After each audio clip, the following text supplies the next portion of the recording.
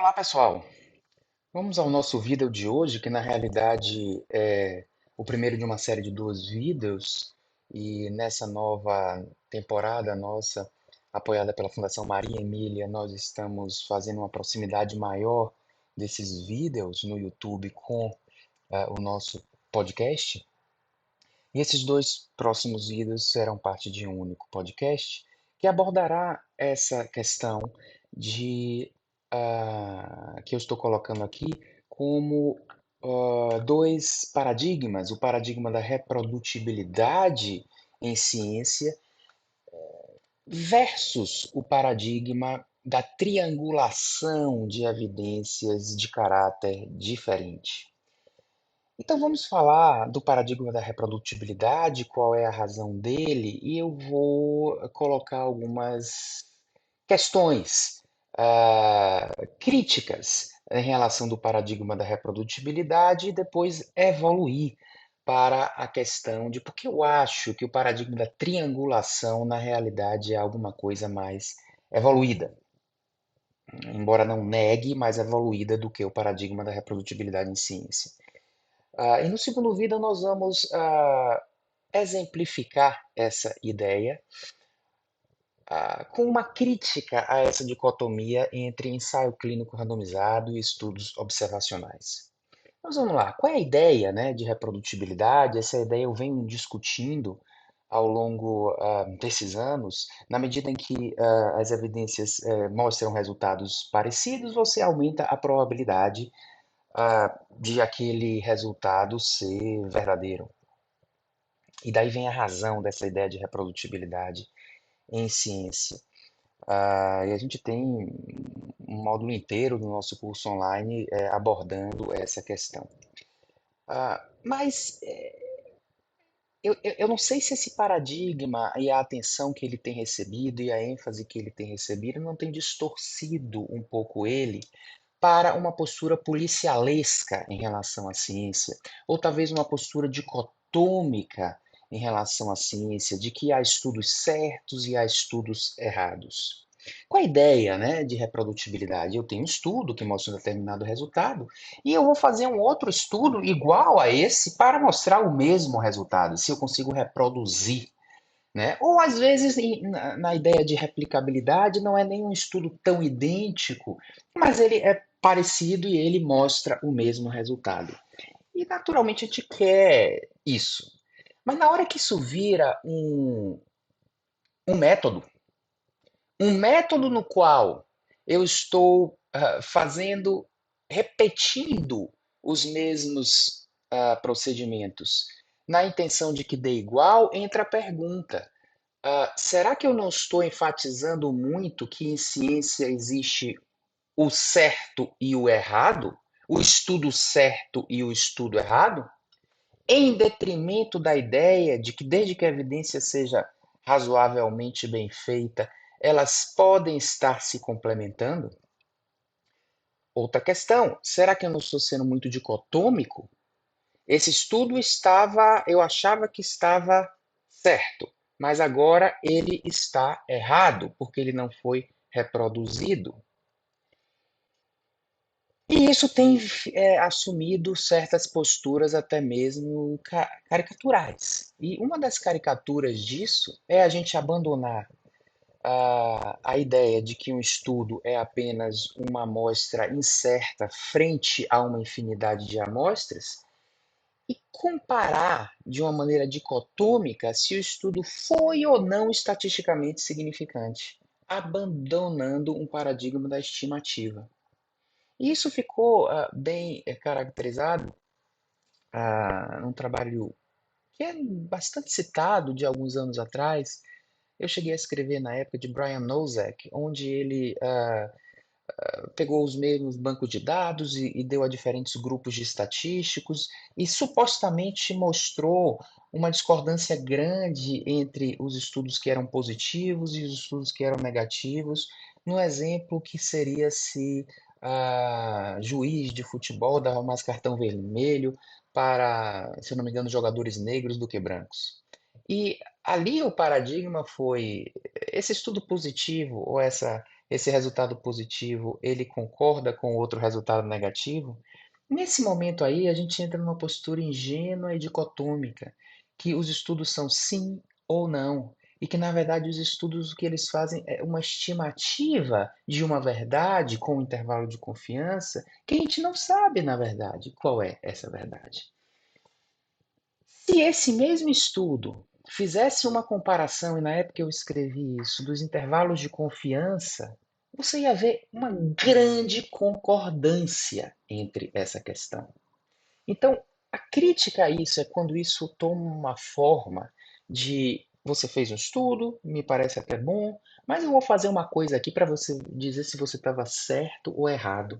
E quando se utiliza exatamente uma postura dicotômica se algo é estatisticamente significante ou não. Isso se perde um conhecimento, inclusive básico de estatística, que cada estudo é um sorteio de milhares de amostras na população. E é natural que os estudos discordem entre si em relação à estimativa pontual, e que se a gente usou a postura dicotômica de que se o intervalo de confiança está envolvendo ou não envolvendo a hipótese nula, é claro que vai ter bastante discordância entre diferentes estudos. Mas se a gente compara as estimativas, não é tanto assim. Então, claro que reprodutibilidade eu quero, mas eu quero reprodutibilidade de uma maneira dicotômica e policialesca? Ou eu quero reprodutibilidade do ponto de vista de também da incerteza que os estudos trazem? Então veja que uma primeira crítica que eu tenho é essa questão dicotômica e uma valorização, às vezes, da estimativa pontual, e se quando utiliza intervalo de confiança, a gente está utilizando para avaliar se ele sim ou não envolve a hipótese nula. É claro que aí vai ter muita variabilidade de resultado. Mas uma grande questão e difícil de resolver é, ok, eu vou tentar reproduzir esse primeiro estudo. E a minha reprodução discordou do primeiro estudo. A pergunta é, qual está certo? Ainda você entra nesse dilema, você fez melhor do que o primeiro? Qual está certo? Então, é uma postura que traz uma coisa litigiosa que às vezes perde a sua própria utilidade. Ok? Então, não estou dizendo que as coisas não têm que ser reprodutíveis, não. Mas depende de como a gente coloca esse paradigma. Ele pode estar sendo incoerente do ponto de vista estatístico, quando age de uma maneira dicotômica, e assumindo uma postura desnecessariamente policialesca.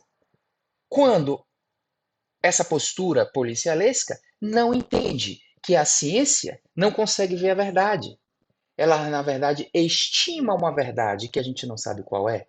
E nessa tentativa de estimativa, é natural que as estimativas não sejam idênticas ou não sejam muito próximas. E aí a gente pode evoluir, inclusive, para um paradigma de triangulação de evidências. Triangulação da própria incerteza das evidências. E será que a gente deve investir o nosso tempo, o nosso dinheiro, a nossa energia? Veja agora o terceiro ponto que eu estou falando dessa reprodutibilidade. Fazendo um estudo igual ao que já foi feito, digamos que esse estudo que foi feito, ele é um estudo razoável. Ele é um estudo razoável. Mas eu quero reproduzir ele. Eu estou fazendo a mesma coisa. Eu não estou avançando do ponto de vista metodológico, ou eu não estou criando uma variação metodológica que serve de uma análise de sensibilidade em relação à primeira. E esse é um ponto crítico em relação a essa ideia de reprodutibilidade, de usar o mesmo método. Uma das maneiras de avaliar se nós estamos, se o resultado ele tem mais credibilidade ou não, é usar uma análise de sensibilidade que avalia exatamente um outro desfecho, ou faz uma outra análise, para ver se aquilo ali tem coerência com o primeiro resultado. Então, na hora que você faz uma outra coisa e mostra o mesmo resultado, ou mostra alguma coisa, digamos, proporcional, que tenha lógica em relação ao resultado primário, aí sim você está mais validando aquilo do que a reprodutibilidade. Então, a variabilidade metodológica traz uma ideia maior de complementariedade da ideia do que eu tentar reproduzir a mesma coisa, gente, que eu não estou inovando. E se eu tentar reproduzir a mesma coisa e essa mesma coisa der um resultado diferente, qual é o que está certo? Então, a triangulação de evidências é uma visão mais progressista do que a reprodutibilidade. Triangulação no sentido de que eu vou fazer uma coisa também bem feita, mas um pouco diferente e comparar resultados. Nós precisamos entender que o próximo estudo não é para ser igual ao primeiro, para que a gente confirme que ambos foram estatisticamente significantes. O próximo estudo pode ter, e aí talvez seja um melhor investimento, alguma variação em relação ao primeiro. E isso remonta àquela ideia, aquela crítica que eu já fiz em outros vídeos, daquela ideia de que existe uma metodologia certa e as outras são erradas. Aquela ideia da pirâmide de evidência. Na verdade, o que a gente tem são muitas características, um mosaico de características de um estudo. E juntando as características de um estudo, você pode definir se aqui é um bom nível de evidência. Ou não é um bom nível de evidência. Mas bons níveis de evidência podem ter diferentes desenhos. Então, como é que eu vou fazer uma pirâmide dizendo isso aqui é o certo e o resto é mais ou menos errado? Bom exemplo eu vou dar a vocês, eu colocarei aqui o link. É que claro que a gente menciona que um estudo em ser humano é melhor do que um estudo em animal. Mas até nisso a gente pode fazer uma boa triangulação de evidências. E eu vou botar no link um estudo muito interessante que foi feito testando a, a potencial, estimando o efeito causal de poluição ambiental em vacas, em gado, em, em vacas, né, leiteiras. ah, no país europeu, se não me engano, Dinamarca ou algo assim. Bem, se eu tenho estudos em seres humanos, ok? Mostrando essa potencial relação causal entre dias mais poluídos e eventos cardiovasculares, né? Por que eu preciso de um estudo em vaca? Será que eu não estou evoluindo? Nosso pensamento é assim, né? O estudo em ser humano é melhor do que um estudo em animal. Mas nesse caso específico, não. Na realidade, o estudo feito, e eu vou explicar por quê, nas vacas leiteiras, ela tinha características de validade interna melhor do que os estudos feitos nos seres humanos. O que acontece com esses estudos? As pessoas são diferentes, né? Pode ser que a pessoa que esteja vivendo aqui nesse ambiente que está o ar nesse momento mais poluído, ela é diferente da pessoa que vive em um outro ambiente que o ar está menos poluído, talvez em nível socioeconômico ou em comportamento, e etc. Né? Portanto, existe mais heterogeneidade entre seres humanos que moram em lugares diferentes. E essas heterogeneidades podem ser fator de confusão na associação entre associação causal entre se esse local aqui está mais poluído, que tem essa pessoa morando, versus o outro bairro que está menos poluído, que tem outra pessoa morando. Ah, a questão é que os gados, eles são todos iguais. Vaca tem todas o mesmo hábito. Não tem uma vaca que gosta de ser vegetariana e outra que gosta de comer carne. Não tem uma vaca que toma remédio e outra que é indisciplinada. Não tem uma vaca que bebe e outra que não bebe. Uma que fuma e outra que não fuma. Uma que corre e outra que é sedentária. Não existe. Elas são todas iguais. Então você tem uma homogeneidade que reduz muito o efeito de confusão. Então, comparar dentro de uma população vacas diferentes tem muito menos risco de efeito de confusão do que comparar dentro de uma população ou em diferentes bairros pessoas diferentes. Segunda questão, esse estudo ele avaliava a exposição da pessoa à poluição de acordo com o zip code da pessoa, com o endereço da pessoa. Só que uma pessoa não fica na sua casa no endereço o tempo inteiro. Ela vai trabalhar, ela pode estar trabalhando numa fábrica, num lugar super poluído e volta para cá. Então, existe aí potencialmente um erro de informação, um erro de um viés de informação, quando você diz essa pessoa é desse lugar aqui, que tem esse grau de poluição. Vaca, não.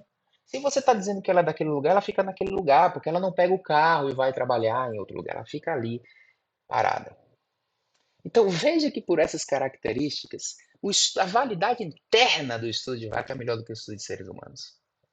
Eu estou dizendo que ele é melhor? Não. Mas ele traz na medida que mostra um resultado positivo, você vê um resultado positivo em um ambiente com menos risco de efeito de confusão.